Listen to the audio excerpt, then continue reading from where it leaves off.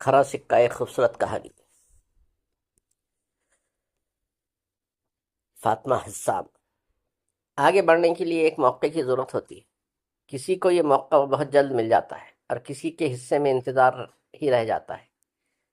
وہ خوش قسمت تھا کہ اس کی زندگی میں وہ انمول لمحہ آ گیا۔ اب وہ اپنی امیدوں کے جال اور خواہشوں کے گھرندوں کو عملی صورت دے سکتا تھا۔ اس شخص کا ماجرا جس کے در پر خوش قسمتی دستک دے رہی تھی۔ اپنی جگہ پر پڑا ہوا پتھر بھاری ہوتا ہے۔ 12 سال کے بعد تو گھوڑے کے دن بھی پھر جاتے ہیں۔ خدا کے یہاں دیر ہے مگر اندھیر نہیں۔ ایسی ہی درجنوں مثال، حکایت، روایت اور مہاورہ جات اسے زبانی یاد تھے۔ وہ گھوڑا تھا اور نہ ہی پتھر، وہ ایک جیتا جاگتا انسان تھا، اور پچھلے 14 سال سے وہ ایک ہی جگہ پر جمع ہوا تھا۔ اسے خدا پر اور اس کے لکھے ہوئے نصیب پر پورا بھروسہ تھا۔ وہ اپنے رب سے دعا بھی کرتا تھا، لیکن وہ اپنی پولیس کی سروس کے دوران میں ابھی تک ایڑیاں بجا کر اپنے سینئر کو سیلوٹ مارنے والا ایک فٹ کانسٹیبل ہی تھا۔ وہ جانتا تھا کہ اس کے کلیگز اور دوسرے تعلق دار پیٹھ پیچھے اسے احمق، چغل، مورخ، الو، نادان، سلفیٹ اور فاسفیٹ کے نام سے پکارتے اور ڈسکس کرتے تھے۔ ان میں سے کئی ایک تو بڑی ڈھٹائی کے ساتھ اسے ان القابات سے نواز دیا کرتے تھے۔ بیوی کی نظر میں وہ ایک بیوقوف، گدھا اور نادان شخص تھا۔ وہ اکثر اسے دماغ سے فارغ، پلاسٹک کی کھوپڑی اور عقل سے پیدل سوار مسافر بھی کہہ دیا کرتی تھی۔ اس کے سینئر نے اسے کام بتانے سے اعتراض کرنا شروع کر دیا تھا۔ ان کا خیال تھا کہ اگر کسی معاملے کو بگاڑنے کا شوق ہو تو اس پروجیکٹ میں شکور احمد کو شامل کر لو۔ الغرض اس کے حوالے سے جس چیز کو چھولے نہ رہے چھونے کے قابل، جیسے محاورے گھڑ لیے گئے تھے۔ اس نے اپنی بگڑی کو بنانے کے لیے عامل کامل بابا لوگوں کے تعویذ وغیرہ بھی ٹرائی کیے، مگر رقم کی بربادی کے سوا کچھ ہاتھ نہ آیا۔ وہ دعا مدد کی غرض سے تمام مشہور مزاروں پر بھی گیا۔ یہ حاضریاں اسے چھیرے وقت کے دیا سے زیادہ کچھ ثابت نہ ہوئی۔ وہ مایوسی کی حدودوں کو چھونے ہی والا تھا کہ ایک اتفاق نے اس کے اندر کچھ کر دکھانے کا جوش بھر دیا۔ وہ معمول کے مطابق اپنی ڈیوٹی آف کر کے گھر کی جانب جا رہا تھا۔ اسے چائے کی شدید طلب محسوس ہوئی۔ اس نے سوچا گھر پہنچ کر اگر صفیہ سے چائے بنانے کو کہوں گا تو وہ انکار نہیں کرے گی، مگر چائے پیش کرنے سے پہلے وہ 10-20 الٹی سیدھی ضرور سنائے گی۔ تھانے میں اسے سنانے والوں کی کمی نہیں تھی، لہذا اس نے بیوی کی بک جھک سے بچنے کے لیے ایک ریسٹورانٹ کا رخ کیا۔ مذکورہ ریسٹورانٹ میں سیپریٹ چائے بہت اچھی ملتی تھی، اور وہاں گاہکوں کے بیٹھنے کے لیے پرانی دیسی کی حامل صوفہ نما آرام دہ سیٹ لگائی گئی تھی، جس کے نتیجے میں آمنے سامنے 4 افراد کے بیٹھنے کے لیے کیبن سی بن گئے تھے۔ کسی زمانے میں ایرانی ریسٹورنٹ میں اس نوعیت کا انتظام دیکھنے کو ملتا تھا۔ اب تو شہر میں ایرانی ریسٹورنٹ بس نام لینے کے ہی باقی رہ گئے۔ بہرحال وہ ریسٹورنٹ ایرانی نہیں تھا۔ شکور احمد نے اپنی عزیز از جان پرانے ماڈل کی پنچر موٹر سائیکل کو ریسٹورنٹ کے باہر کھڑا کیا اور خود چائے نوشی کے لیے اندر داخل ہو گیا۔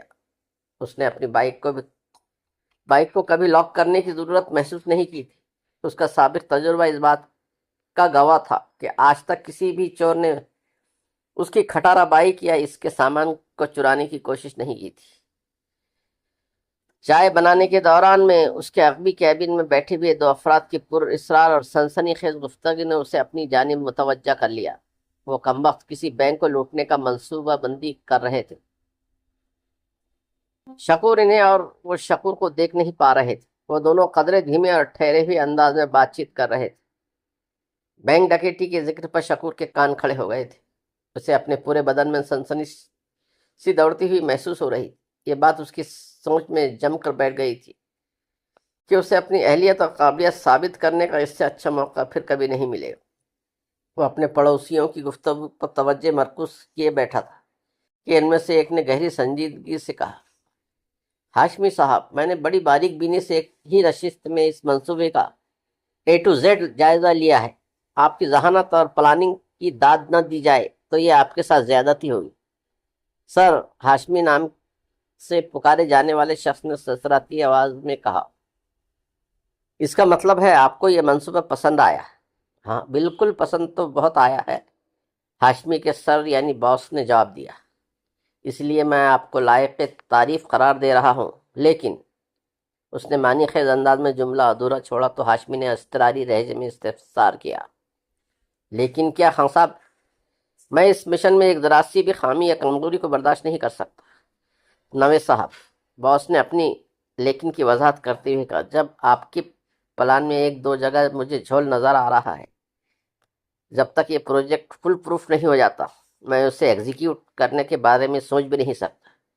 مجھے ہر شعبے میں پروٹیکشن چاہیے۔ ہاشمی صاحب، آپ میرے مزاج اور طریقہ کار سے تو اچھی طرح واقف ہیں۔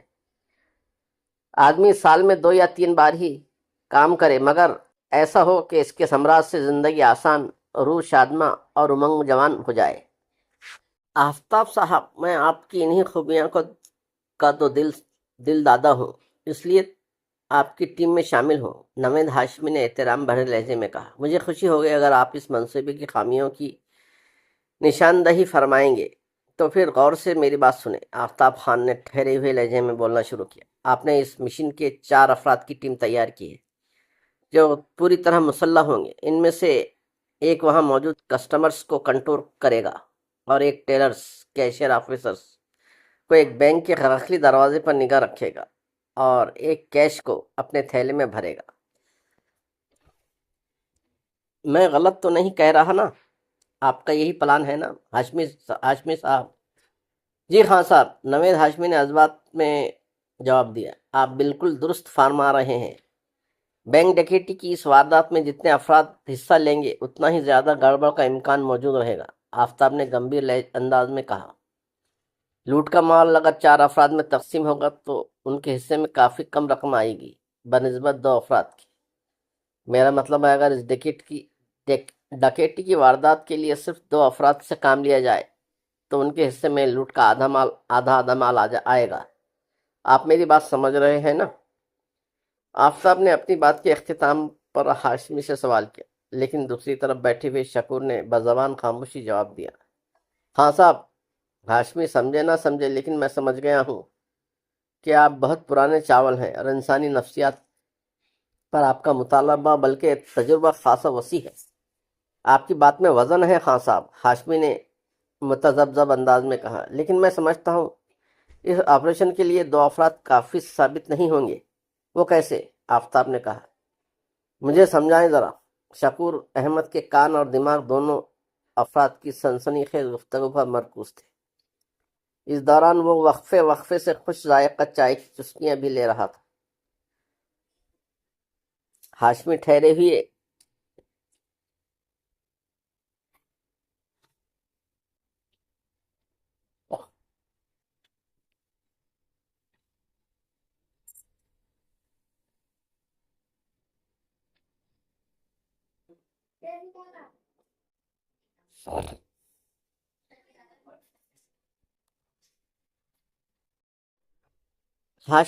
ہوئے لہجے میں بتانے لگا، میں نے ڈکیتی کی اس واردات کے لیے پیر کا دن مقرر کیا ہے۔ یہ ہفتے کا پہلا ورکنگ ڈے ہے، لہذا اس روز سب سے زیادہ فائنینشیل ٹرانزیکشن ہوتی ہے، اور وہ بھی دن کے پہلے ہاف میں۔ اس لیے میں نے اس مشن کے لیے دن 11 بجے کا وقت منتخب کیا ہے۔ لمحاتی توقف کر کے اس نے ایک گہری سانس خارج کی، پھر اپنی بات کو آگے بڑھاتے ہوئے بولا، یہ ایسا وقت ہے جب بینک کے اندرونی حصے میں اچھا خاصا رش ہوگا۔ درجن بھر اسٹاف ممبرز کے علاوہ اتنے ہی یا اس سے بھی زیادہ کسٹمرز وہاں موجود ہوں گے۔ اب آپ خود اندازہ لگا لیں کہ ہمارے 2 افراد بھلا کس معاملے کو سنبھال پائیں گے۔ سب سے اہم معاملہ کیش کو تھیلے میں بھرنے کا ہے سر۔ میں سمجھتا ہوں یہ کام 2 افراد کے بس کا نہیں ہے۔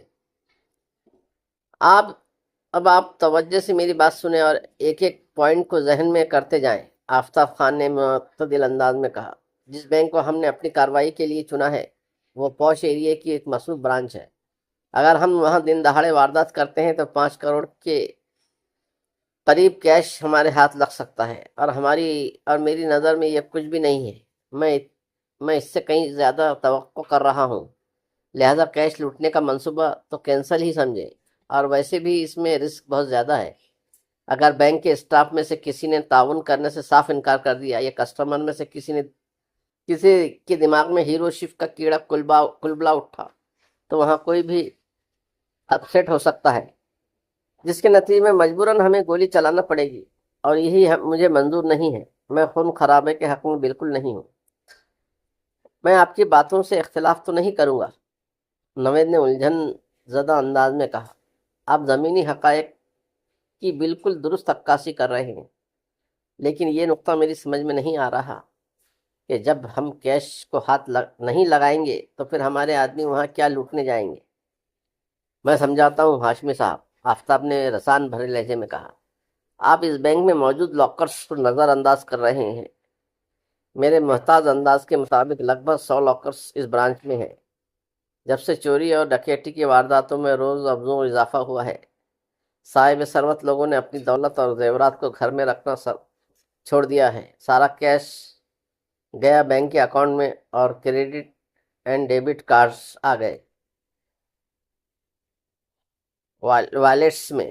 جب چاہو اور جتنا چاہو اپنے کارڈ کے ذریعے خرچ کرو، رقم اٹھا کر لے جانے کی ضرورت نہیں۔ اس طرح کروڑ پتی اور ارب پتی خواتین اپنی تمام بیش قیمت جیولریز لاکر میں رکھوا رہی ہیں، جو ظاہر ہے گولڈ اور پلیٹینم یعنی وائٹ گولڈ سے تیار کردہ ہے، اور بیشتر جیولریز آئٹم میں تو لاکھوں روپے کی مالیت کی ہیرے جواہرات بھی جڑے ہوئے ہیں۔ میرے اندازے میں 19-20 کا فرق ہو سکتا ہے۔ میں پورے یقین سے کہہ رہا ہوں کہ اس وقت ہماری ٹارگٹ بینک برانچ کے لاکرز میں 15 سے 20 کروڑ کی جیولری رکھی ہوئی ہے۔ ہمیں اس جیولری پر ہاتھ صاف کرنا ہے، اور وہ بھی دن دہاڑے نہیں بلکہ رات کے ابتدائی حصے میں، اور اس مقصد کے لیے اتوار اور پیر کی درمیانی رات سب سے زیادہ موزوں اور مناسب رہے گی۔ سر، آپ کا منصوبہ انتہائی شاندار اور جاندار ہے۔ آفتاب کے خاموش ہونے پر نوید کی سرسراتی ہوئی آواز ابھری۔ میری آپ سے درخواست ہے کہ آگے کی پلاننگ بھی بتائیں تاکہ میں اس کے مطابق اپنا ہوم ورک مکمل کر سکوں۔ ضرور، کیوں نہیں، آفتاب نے ٹھوس انداز میں کہا۔ میری تازہ ترین معلومات کے مطابق ہماری ٹارگٹ برانچ میں صبح 9 بجے سے شام 5:30 بجے تک نارمل بینکنگ ہوتی ہے۔ اس کے بعد بینک کے تمام شٹرز گرا دیے جاتے ہیں، لیکن بینک کے عملے میں کچھ افراد اندر اپنا کام جاری رکھتے ہیں، اور اپنی سہولت اور کام کی نوعیت کے حساب سے وہ ایک ایک کر کے رخصت ہوتے رہتے ہیں، حتیٰ کہ 8 بجے تک بینک خالی ہو جاتا ہے۔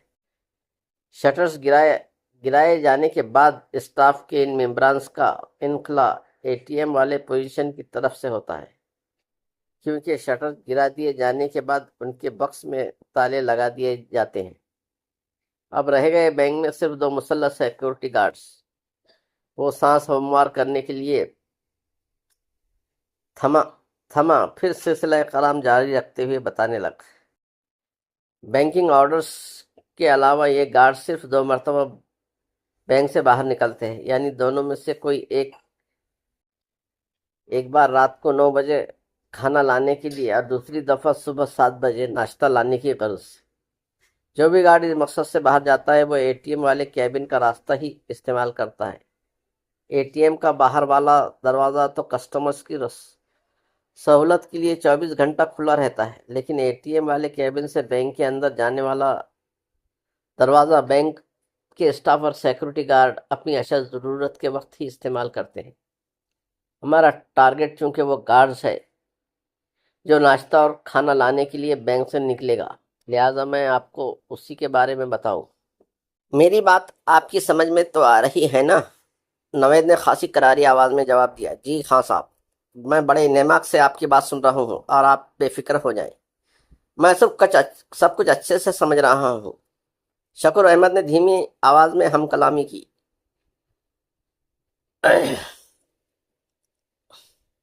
ملرم خان صاحب، آپ کی ساری بدماشی اپنے ذہن میں محفوظ کرتا جا رہا ہوں۔ میں بھی دیکھتا ہوں آپ کس طرح 15 سے 20 کروڑ کی جیولری کو اڑا لے جاتے ہیں۔ ویری گڈ، آفتاب نوید کے پر اعتماد انداز کے جواب میں ستائشی لہجے میں اور مزید بتانے لگا، جب کھانا یا ناشتہ لے کر واپس آنے والا گارڈز اے ٹی ایم والے کیبن میں داخل ہوتا ہے تو بینک کے اندرونی دروازے پر وہ ہلکے انداز میں 3 بار دستک دیتا ہے۔ اندر موجود گارڈ سمجھ جاتا ہے کہ اس کے ساتھی کی پیٹ پوجا کا سامان کے ساتھ لوٹ آیا ہے، لہذا وہ اس کے لیے دروازہ کھول دیتا ہے۔ یہ طریقہ کار اس برانچ کے دوسرے بینک کے گارڈ کے قدرے مختلف انڈرسٹینڈنگ ہو سکتی ہے۔ اس بار پھر مختصر سا توقف کیا، اس کے بعد اپنی بات کو آگے بڑھاتے ہوئے بولا،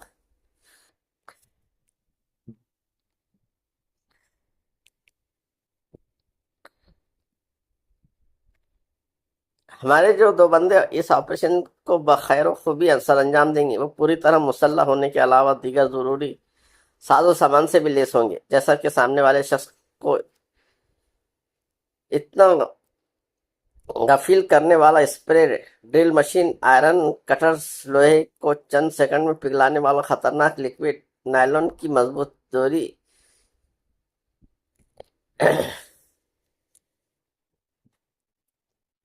ایڈجسٹیبل ٹیپ، ایلفی کی ٹیوب اور اس نوعیت کی چند دوسری چیزیں جو ایک ٹول کٹ کے اندر موجود ہوں گی۔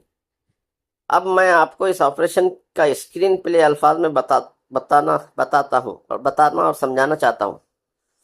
آفتاب خان نے 5 سیکنڈ کا توقف کرنے کے بعد ایک آسودہ سانس خارج کی، پھر ٹھہرے ہوئے لہجے میں بتانے لگا، اس مشن کے لیے میں نے رات 9 بجے والا ٹائم منتخب کیا ہے۔ ہمارے دونوں ہوشیار مہم جو رات 8 بجے ہی بینک کے نزدیک موجود ہوں گے، ایک بینک والی اسٹریٹ پر اور دوسرا سامنے والی اسٹریٹ کے کنارے ٹیلی فون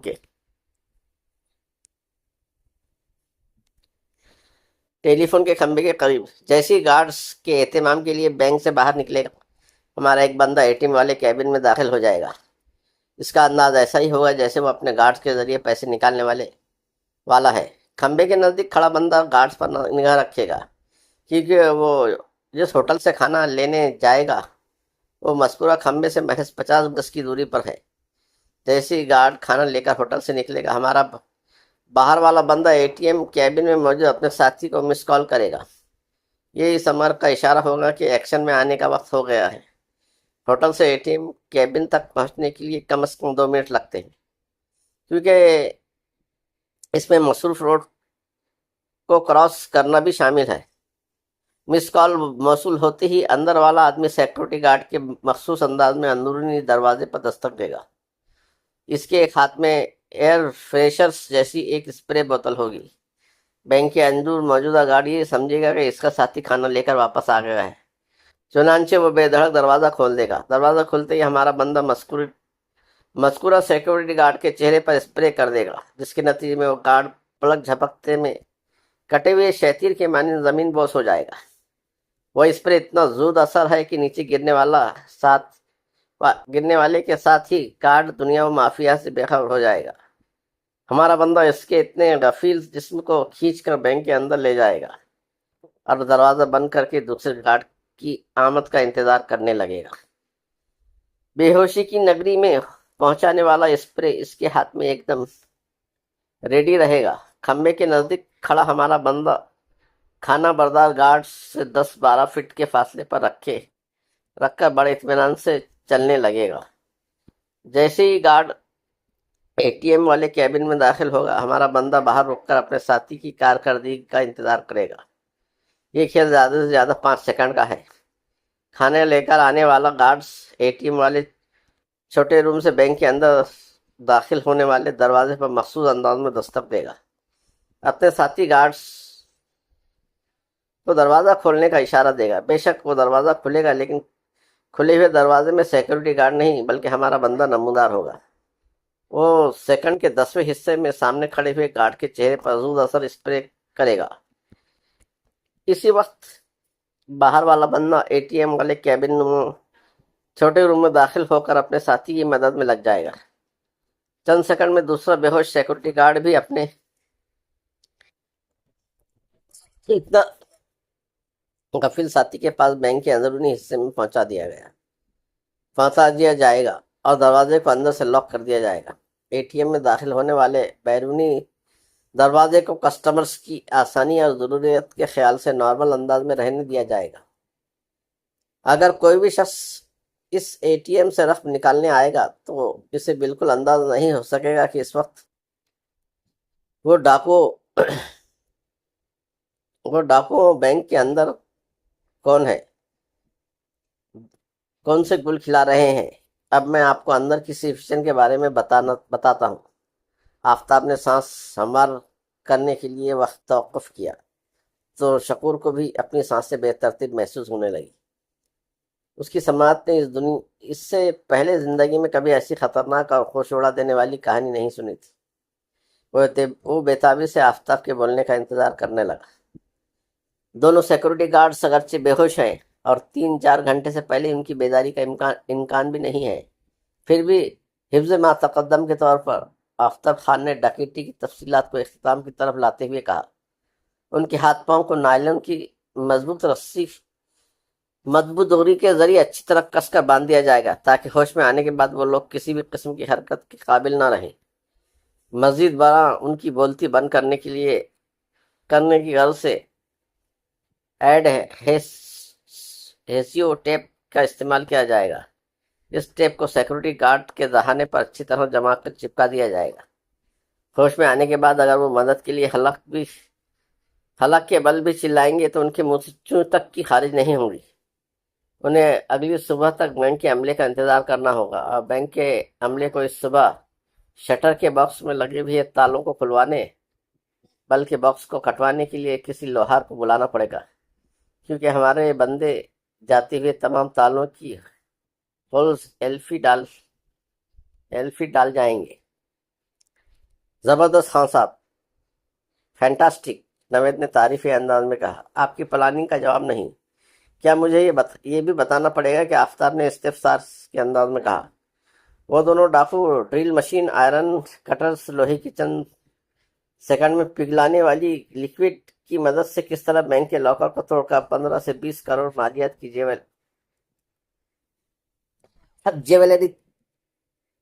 जेवली तक रसाई हासिल करेंगे।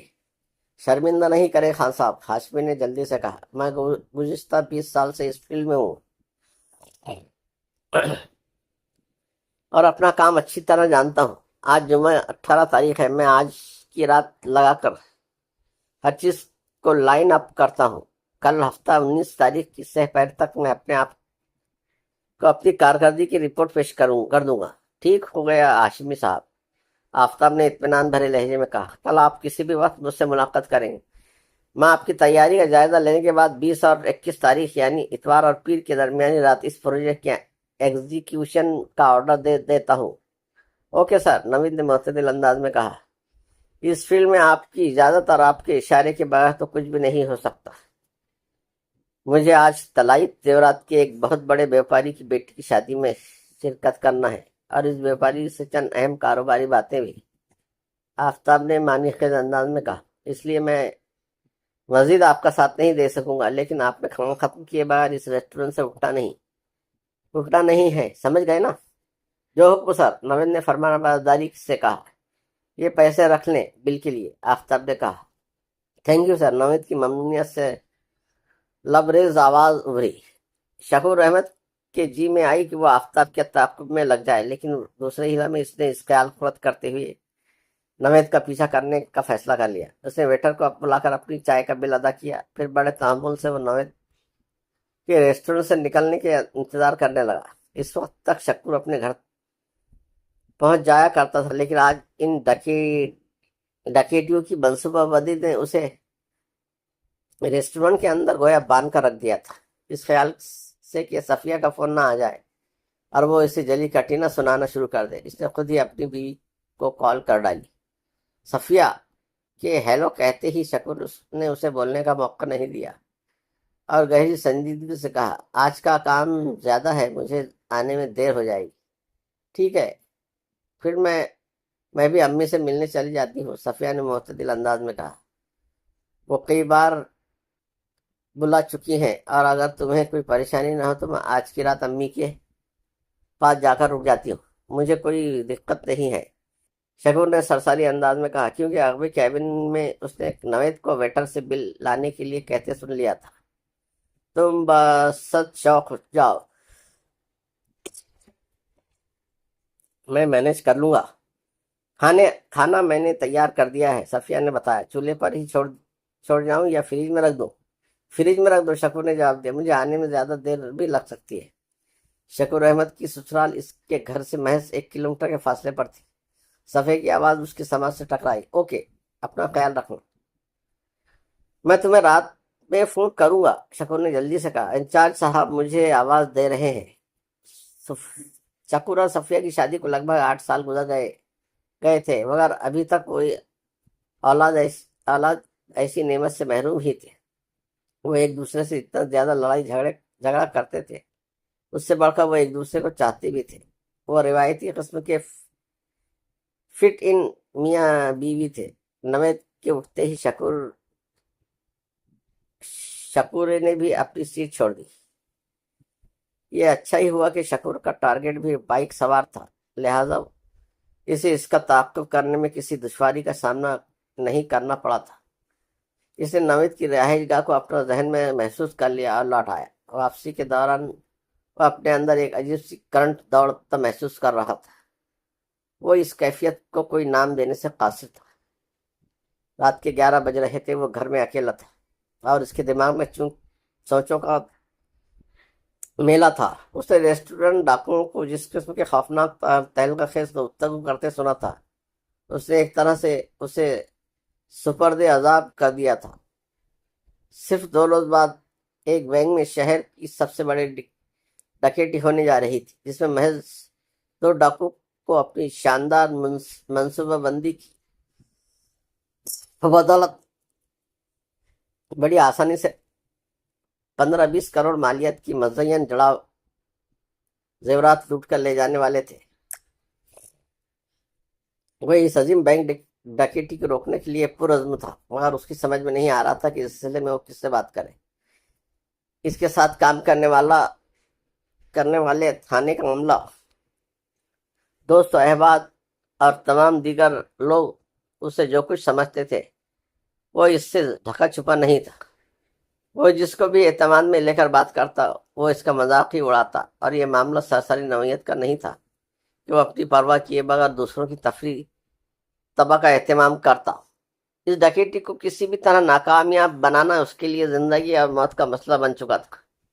اسی ادھیڑ بن کے دوران میں ایک دیوار سے دوسری دیوار کی جانب ٹہل قدمی کرتے ہوئے اس کے ذہن میں ایک نام چمکا، اور یہ نام تھا نعمت اللہ جوکھیو، اس کے تھانے کا انچارج۔ اس شخص نے آج تک اس کا سب سے کم مذاق اڑایا تھا۔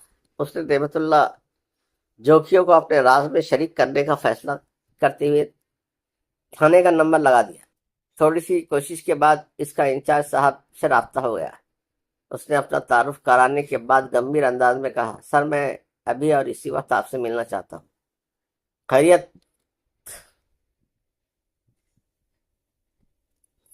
تو ہے؟ خیریت کیا ہوا؟ انچارج صاحب نے الجھن زدہ انداز میں استفسار کیا۔ سر خیریت بالکل نہیں ہے، شکور نے اضطراری لہجے میں جواب دیا، بہت بڑی گڑبڑ ہونے والی ہے، پلیز آپ میرے لیے تھوڑا سا وقت نکال لیں۔ ٹھیک ہے، میں سن رہا ہوں، جوکھیو صاحب نے معتدل انداز میں کہا۔ مجھے بتاؤ تم کس گڑبڑ کی بات کر رہے ہو؟ سر فون پر بات کرنا مناسب نہیں ہوگا، شکور نے ہچکچاہٹ آمیز انداز میں کہا۔ میں بالکل تنہائی میں آپ سے روبرو ملاقات کرنا چاہتا ہوں۔ یہ کروڑوں کی ڈکیتی کا معاملہ ہے سر۔ شکور نے بات ہی ایسی کر دی تھی نعمت اللہ جوکھیو جو اس سے ملنے کے لیے بے چین ہو گیا۔ اس نے پوچھا، تھانے آ سکتے ہو؟ آ جاتا ہوں سر، شکور نے جواب دیا۔ تو پھر آ جاؤ، نعمت اللہ خان نے کہا، سامنے بیٹھ کر بات کرتے ہیں۔ ٹھیک آدھے گھنٹے بعد وہ ایک دوسرے کے روبرو تھے۔ کمرے میں ان دونوں کے سوا کوئی اور بندہ بشر موجود نہیں تھا۔ شکور احمد نے بلا قسم و کاست انچارج صاحب کو وہ دماغ خیز کہانی سنا دی جو آج شام سے پہلے اپنے ذہن میں محفوظ کر کے ریسٹورنٹ سے لایا تھا۔ نعمت اللہ نے پوری توجہ سے اس کی بات سنی اور خاموش ہونے پر سوال کیا، شکور، تم پولیس ڈپارٹمنٹ کب سے ہو؟ سر، میری سروس 14 سال کی ہے، اور میرے ساتھ کام کرتے ہوئے تمہیں کتنا عرصہ ہوا ہے؟ 1 سال سے کچھ زیادہ، اس نے بتایا۔ اس خوش خیمی میں مت رہنا کہ میں تمہیں صرف 1 سال سے ہی جانتا ہوں، نعمت اللہ نے اس کی آنکھوں میں دیکھتے ہوئے گہری سنجیدگی سے کہا۔ تمہاری ماضی کی ساری کھٹی میٹھی اور مسالے دار خواب نوعیت کی کہانی مجھ تک پہنچ چکی ہے۔ میں اس بات سے اچھی طرح واقف ہوں کہ دوسرے تمہارے بارے میں کیا رائے رکھتے ہیں۔ جی سر، وہ تھوک نگلتے ہوئے بولا۔ میں کسی اور کی زبان تو نہیں پکڑ سکتا، خدا گواہ ہے میری نیت میں کوئی کھوٹ نہیں۔ ہاں مجھے معلوم ہے، وہ بدستور اس کی آنکھوں میں جھانکتے ہوئے بولا۔ اسی لیے تو میں دوسروں کی آرا کو نظر انداز کرتے ہوئے تمہیں اپنے پاس بلایا ہے۔ مجھ سے ایک ذرا سی بھی غلط بیانی نہیں کرنا۔ سر، میرے بیان کا ایک ایک لفظ مبنی بر سچ ہے۔ میں اپنے کانوں سے جو کچھ سنا وہی منوان آپ کو بتایا ہے، شکور نے مضبوط لہجے میں کہا۔ اگر یہ ثابت ہو جائے کہ میں نے دروغگوئی سے کام لیا تو آپ جو چاہیں مجھے سزا دے سکتے ہیں۔ سوچ لو، میں تمہیں سسپینڈ بھی کر سکتا ہوں، نعمت اللہ نے واجگاف الفاظ میں کہا، اور تمہاری نوکری ہمیشہ کے لیے بھی ختم ہو سکتی ہے۔ مجھے منظور ہے سر، وہ چٹانی لہجے میں بولا۔ فرض کروں میں نے تمہاری سنائی ہوئی کہانی پر یقین کر لیا۔ انچارج نے سوالیہ نظر سے اس کی طرف دیکھا۔ اس کے بعد کیا؟ ہمیں ہر قیمت پر ڈکیتی کی اس واردات کو ناکام بنانا چاہیے، شکور نے ولولہ انگیز لہجے میں کہا۔ چاہے وہ ڈاکو کو واردات کرتے ہوئے رنگے ہاتھوں گرفتار کریں، یا پھر ابھی ان دونوں ماسٹر مائنڈ افراد کو اپنی حراست میں لے کر ان سے کڑی تفتیش کرے۔ میرا اشارہ آفتاب خان اور نوید ہاشمی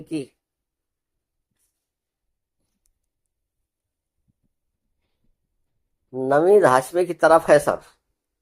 میں بھی یہی چاہتا ہوں کہ شہر میں ڈکیتی کی چھوٹی ہو یا بڑی کوئی واردات نہ ہو، انچارج صاحب نے سوچ میں ڈوبے ہوئے لہجے میں کہا۔ لیکن جو معاملہ تم نے بتایا ہے، اس میں ہاتھ ڈالنا میرے اختیار میں نہیں ہے۔ یہ آپ کیا کہہ رہے ہیں سر؟ شکور نے چونک کر اپنے انچارج کی جانب دیکھا۔ میں سچ کہہ رہا ہوں شکور، وہ وضاحت کرتے ہوئے بولا۔ تمہارے بیان کے مطابق جس بینک میں ڈکیتی ہونے والی ہے وہ علاقہ میرے تھانے کی حدود میں نہیں آتا، لہذا میں اس ایریا میں کسی بھی نوعیت کی قانونی کارروائی کی مجاز نہیں۔ لیکن سر، شکور نے فکر مند لہجے میں کہا، آپ متعلقہ تھانے کے انچارج کو قبل از وقت اس ڈکیتی کی اطلاع تو دے سکتے ہیں نا؟ ہاں، دے تو سکتا ہوں، نعمت اللہ نے اس کے چہرے کے تاثرات کا جائزہ لیتے ہوئے کہا۔ وہ پوچھیں گے اس معلومات کا سورس کیا ہے، لہذا مجبوراً مجھے تمہارا نام بتانا پڑے گا، جس کے بعد یہ انتہائی سنجیدہ ایشو یکایک ہنسی مذاق میں بدل جائے گا، اور انچارج صاحب کی نظر میں میری بھی سبکی ہو جائے گی، کیونکہ تمہارے مزیدار اور دل بہار قصے تو پولیس ڈپارٹمنٹ میں 4 دانگ مشہور ہیں۔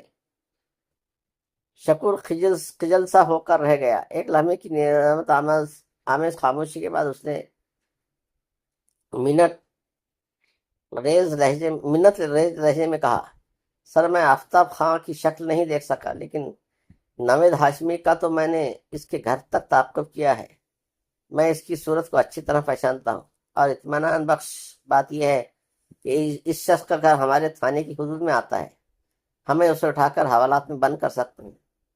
جب وہ ہماری کسٹڈی میں آ جائے گا تو ہم تفتیش کے ذریعے اس کی زبان کھلوا سکتے ہیں۔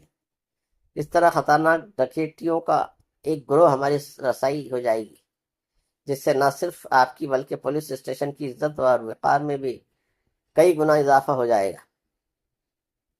تم تو بہت دور کی کوڑی لائے ہو شکور احمد، نعمت اللہ خان نے توصیفی نظروں سے اس کی طرف دیکھا اور کہا۔ ہمیں یہ قدم فی الفور اٹھانا ہوگا۔ کیا تمہیں نوید ہاشمی کے گھر اچھی طرح یاد ہے؟ یس سر، اس نے جوش بھرے لہجے میں جواب دیا۔ ٹھیک ہے، انچارج صاحب نے فیصلہ کن انداز میں کہا۔ تم ASI سرفراز علی اور کانسٹیبل خادم حسن کے ساتھ نوید ہاشمی کے گھر جاؤ، لیکن تم نوید کا سامنا نہیں کرو گے، صرف اپنے ساتھیوں کی رہنمائی کرو گے۔ اس بات کے امکانات کو رد نہیں کیا جا سکتا کہ جب تم نے ان کا تعاقب کیا تھا تو اس نے تمہیں دیکھ لیا ہو۔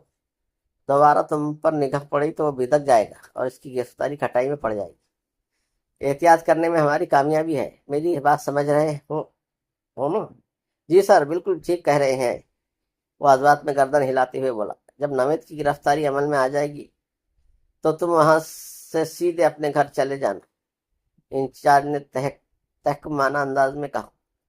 کل صبح جب تم ڈیوٹی پر آؤ گے تو بہت ساری سنسنی خیز خبریں تمہاری منتظر ہوں گی، اس کے پیٹ میں دفن سارے راز ہم اگلوا لیں گے۔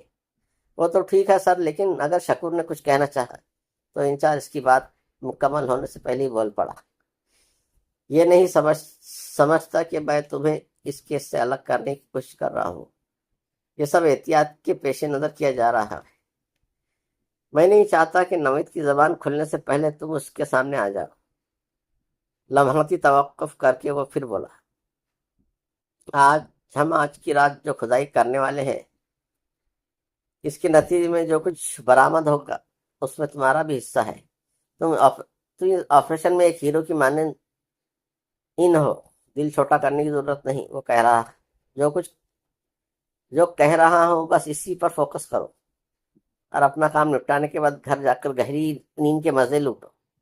میری تمنا ہے کہ تم اس رات کی صبح تمہارے دامن پر لگے ہوئے ناکامیوں کے تمام دھبوں کو صاف کر دے گی۔ شکور کی آنکھیں بھر آئی، اس نے تھانے انچارج کی بات کے جواب میں کچھ کہنے کی بجائے فرما برداری سے گردن جھکا دی۔ اپنے انچارج کے حکم پر وہ اے ایس آئی سرفراز علی اور کانسٹیبل خادم حسین کو نوید ہاشمی کی رہائش گاہ تک پہنچا کر وہاں سے واپس آ گیا، لیکن اپنے گھر کی جانب روانہ ہونے سے پہلے وہ تھوڑے فاصلے پر رک گیا تھا۔ یہاں سے نوید والی بلڈنگ کے گیٹ واضح طور پر نظر آ رہا تھا۔ یہاں رکنے کا سبب اس کی ایک خواہش تھی، وہ اپنی آنکھوں سے دیکھنا چاہتا تھا کہ نوید کو پولیس اپنے ساتھ لے گئی ہے۔ 15 منٹ کے بعد اس کی یہ خواہش پوری ہو گئی۔ جب اے ایس آئی نے اور کانسٹیبل ہاشمی کو اپنے نغے میں لے کر مذکورہ اپارٹمنٹ بلڈنگ سے باہر نکلے تو اس نے اطمینان بھری سانس روک لی اور اپنے گھر کی سمت چل پڑا۔ اس نے گھر کے اندر قدم رکھا ہی تھا کہ صفیہ کی کال آ گئی۔ تم نے تو فون نہیں کیا، میں نے سوچا سونے سے پہلے تمہاری خیریت دریافت کر لیتی ہوں۔ شکور کو یاد آ گیا کہ اس نے صفیہ سے فون کرنے کا وعدہ کیا تھا۔ میں ابھی گھر میں داخل ہوا ہوں، وہ وضاحت کرتے ہوئے بولا۔ سوچا تھا ذرا فریش ہو جاؤں تو تمہیں کال کرتا ہوں، اس سے پہلے ہی تمہارا فون آ گیا۔ یہ آدھی رات کون سی ڈیوٹی ہو رہی ہے؟ صفیہ نے کھنچائی کرنے والے انداز میں استفسار کیا۔ ایک بینک ڈکیتی کے معاملے میں پھنسا ہوا تھا، اس نے گول مول جواب دیا۔ تو اب تم نے بینک لوٹنے کا کام بھی شروع کر دیا ہے؟ وہ چمک کر بولی۔ ارے نہیں، وہ جلدی سے بولا، میں تو ایک معمولی سا ملازم ہوں، صاحب لوگ جدھر اشارہ کرتے ہیں دوڑ لگانی پڑتی ہے۔ تم گھر آ جاؤ تو تفصیل سے بات کریں گے۔ میں گھر آؤں گی نہیں، بلکہ تم کل واپسی پر مجھے امی کے گھر سے پک اپ کر لینا، صفیہ نے کہا۔ ٹھیک ہے، وہ معتدل انداز میں بولا۔ ویسے ایک بات کہوں؟ ہاں کہو، وہ اضطراری انداز میں بولی۔ تم گھر میں نہیں ہوتی تو مجھے تمہاری کمی کا احساس نہیں ہوتا۔ اس کا کیا مطلب ہوا شکور؟ اس نے الجھن زدہ لہجے میں استفسار کیا۔ جو بھی کہنا ہے کھول کر بولو۔ کچھ نہیں، اس نے جان چھڑانے والے انداز میں کہا۔ نہیں، بات شروع کی ہے تو اسے مکمل کرو، صفیہ نے ضد بھرا اصرار کیا۔ یہ بات میرا یہی مطلب تھا، وہ پرجوش انداز میں بولا۔ تم میرے نزدیک موجود ہو یا کہیں دور بیٹھی ہو، میری کھنچائی یا دھلائی کا کوئی موقع بھی ہاتھ سے نہیں جانے دیتی۔ بس زیادہ باتیں نہ بناؤ، وہ ڈانٹ بھرے انداز میں بولی۔ کھانا کھاؤ اور چپ چاپ سو جاؤ، میں تمہارے حق میں دعا کروں گی۔ اوکے باس، اس نے MOH کے انداز میں کہا۔ الوداعی کلمات کے بعد ان کے درمیان رابطہ موقف ہو گیا۔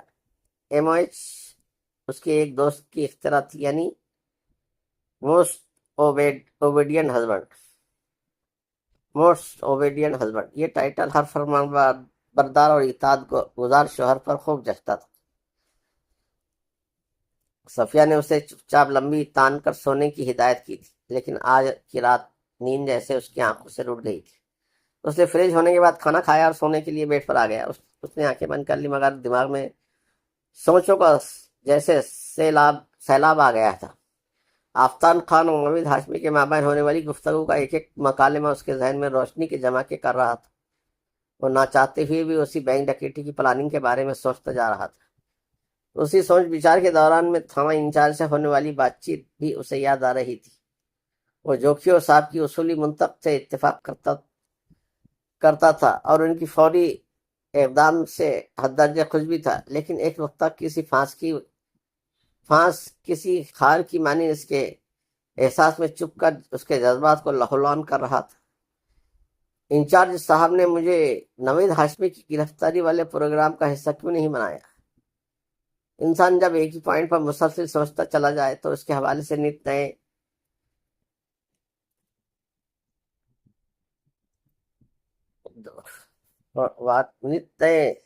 دراڑے ہونے لگتے ہیں۔ سوچو کہ اس بے ہنگمی الغار میں مثبت کے ساتھ منفی خیالات بھی سر اٹھانے لگتے ہیں۔ انہی ملے جلے خیالات میں ایک سوال یہ بھی تھا، کہیں جوکیو صاحب کی نیت میں کھوٹ تو نہیں آ گئی؟ وہ مجھے اندھیرے میں رکھ کر اپنے مفاد کا کوئی کھیل تو نہیں کھیلنے والے ہیں؟ وہ ایسے ہی دل فگار اور دماغ انتشار راہوں پر سوچ کے گھوڑے دوڑاتے ہوئے صبح کے 4 بجے نیند کی وادی میں پہنچ گئے۔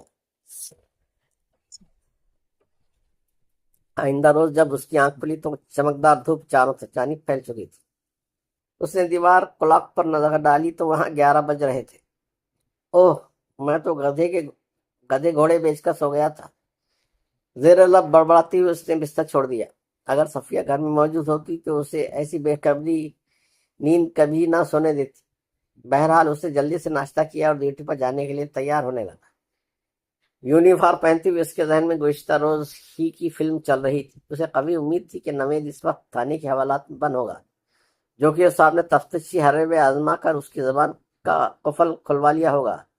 اب بقول انچارج صاحب، کل صبح جب تک ڈیوٹی پر آؤ گے تو بہت ساری سنسنی خیز خبریں تمہاری منتظر ہوں گی۔ نعمت اللہ جوکیو نے تسلی آمیز لہجے میں اس سے کہا تھا، نوید ہاشمی کے پیٹ میں دفن تمام راز ہم اگوا لیں گے۔ اور شکور احمد نے اپنے تھانہ انچارج پر بھروسہ کر لیا تھا۔ وہ تھانے پہنچا تو اس کی توقعات کا کانچ چکناچور ہو گیا۔ ایک کولک نے تھانے کی گیٹ کے سامنے ہی اس پر بجلی گرا دی۔ وہ اپنی بائک پارک کر کے جیسی پلٹا، اس کولک نے تمسخرانہ انداز میں کہا، شکور، تمہاری ساری محنت تو گئی کوہ کھاتے۔ راز انچارج صاحب نے اسے یقین دلایا تھا کہ وہ اس کے نام اور اس کے فراہم کردہ معلومات کو سگائے راز میں رکھ کر کارروائی کریں گے۔ اسی خیال کے پیش نظر اس نے اپنے کولیگ سے انجان بن کر پوچھا، میری کون سی محنت؟ کیا تم مجھے الو سمجھتے ہو؟ اس نے کولیگ نے طنزیہ انداز میں استفسار کیا۔ نہیں تو، وہ جلدی سے بولا، اس قسم کے القابات تو تم لوگوں کو نے صرف میرے لیے مختص کر رکھے ہیں۔ وہ کولیگ شکور کی اس گہری چوٹ کو برا سا منہ بنا کر پی گیا۔ پھر اس نے انکشاف انگیز انداز میں بتایا، تمہاری انفارمیشنز پر پچھلی رات سرفراز علی نے جس بندے کو گرفتار کر کے لاک اپ میں پہنچایا تھا، اسے صبح سے پہلے ہی چھوڑنا پڑا۔ یہ تم کیا کہہ رہے ہو؟ شکور احمد نے بے یقینی سے اس کی طرف دیکھا۔ یہ کیسا مذاق ہے یار؟ یہ مذاق نہیں، ایک جیتی جاگتی ٹھوس حقیقت ہے شکور۔ اگر تمہاری میری بات کا یقین نہیں آ رہا تو جا کر لاک اپ کو چیک اپ کر لو، اس کے کولنگ نے پر وثوق انداز میں کہا۔ جب جوکیو صاحب نے اس سے پوچھ گچھ کی تو اس نے روٹوک انداز میں کہا، پہلے آپ مجھے ایک فون کرنے کی اجازت دیں، پھر میں آپ کے ہر سوال کا جواب دوں گا۔ اس کے بعد پتہ ہے کیا ہوا؟ اس کولنگ کے معنی کا استفسار سے شکور نے اضطراری انداز میں کہا، تم بتاؤ۔ اس حوالاتی نے جس بندے کو فون کیا وہ کوئی توپ قسم کا چیز لگتا ہے، اس نے بتایا، کیونکہ اس کے فوراً بعد ہی جوکیو صاحب نے تمہارے ٹارگٹ کو گھر جانے کی اجازت دے دی تھی۔ یہ بھلا کیا بات ہوئی؟ شکور نے برہمی انداز میں کہا، اگر ہم اسی طرح طاقت اور با اثر افراد کے فون پر مجرموں کو چھوڑتے رہیں گے تو پھر کام کیسے چلے گا؟ دیکھ لینا، ایک روز ہمارا یہ تھانہ جمعہ بازار لگانے کے لیے ہی رہ جائے گا۔ میں بھلا تمہارے سوالات کا کیا جواب دے سکتا ہوں؟ اس نے بے پرواہی سے کندھے اچکاتے ہوئے کہا۔ تمہیں جو بھی پوچھتا ہے جا کر انچارج صاحب سے پوچھ لو، وہ کسی دوست کے ساتھ کمرے میں موجود ہے۔ انہوں نے عملے سے کہہ رکھا ہے کہ تم جیسے ڈیوٹی پر آؤ تمہیں ان کے کمرے میں بھیج دیا جائے۔ شکور نے اپنے کولیگ سے مزید کچھ نہیں کہا اور پاؤں پٹکتے ہوئے بوجھل دل کے ساتھ نعمت اللہ کے کمرے کی جانب بڑھ گیا۔ اس کے ذہن میں اس نوعیت کے خیالات موجود تھے۔ اس کا مطلب ہے میرا شک بالکل درست تھا۔ انچارج صاحب نے اپنے کسی بڑے فائدے کے لیے انہیں ڈاکوؤں کے ساتھ مل گئے ہیں، ورنہ کسی کے فون پر نوید کو چھوڑنے کی کیا تک تھی؟ فون کی دوسری جانب موجود شخص یقیناً ڈاکوؤں کا سرغنہ ہوگا۔ اس نے جوکیو صاحب کو لاکھوں کی آفر دی ہوگی، یعنی اب یہ بینک ڈکیتی ہونا تو پکا ہے۔ لیکن جوکیو صاحب مجھ سے کیوں ملنا چاہتے ہیں؟ ممکن ہے وہ میری زبان بندی کے خیال سے رشوت کہ ان پیسوں میں سے مجھے بھی کچھ دینا چاہتے ہیں، لیکن میں ان کا ہر پیشکش کو ٹھکرا دوں گا۔ وہ خود تو بک گئے مگر مجھے کسی بھی قیمت پر خرید نہیں سکیں گے۔ میں نے پولیس ڈپارٹمنٹ میں اور میڈیا کے سامنے بے نقاب کر کے ہی دم لوں گا، چاہے جو بھی انجام ہو۔ اس دنیا میں یہ ثابت کر کے رہوں گا کہ میں کھوٹا سکہ نہیں بلکہ کھرا سکہ ہوں۔ انہی تبتے ہوئے خیالات کے ہجوم میں وہ انچارج کے کمرے میں داخل ہو گیا۔ نعمت اللہ نے اس کے چہرے کے تاثرات سے بھانپ لیا کہ وہ گویا گرم توے پر بیٹھا ہوا ہے۔ تھانے کے معاملات پر ہم دونوں بالکل الگ بعد میں بات کریں گے، جوکیو صاحب نے صورتحال کی نزاکت کے پیش نظر شکور کے کچھ بولنے سے پہلے ہی کہہ دیا۔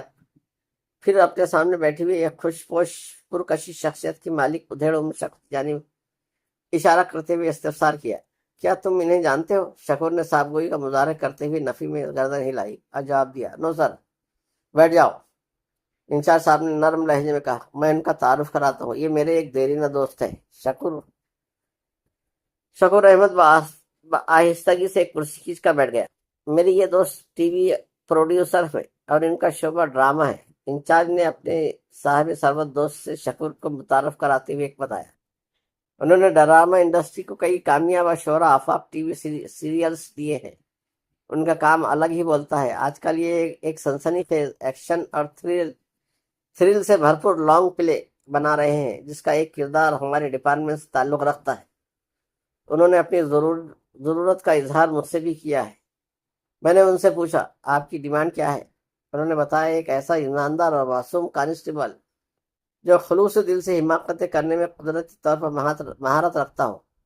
ان کی ضرورت کا پتہ چلتے ہی میرے ذہن میں تمہارا نام چمکا اور میں نے آج انہیں تم سے ملوانے کے لیے یہاں بلوایا ہے۔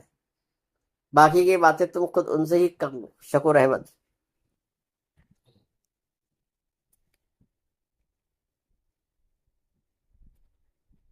شکور نے خفگی انداز میں کہا، میں آپ سے ایک ضروری میٹر ڈسکس کرنے آئے ہوں اور آپ کو ڈراموں کی پڑی ہے۔ میں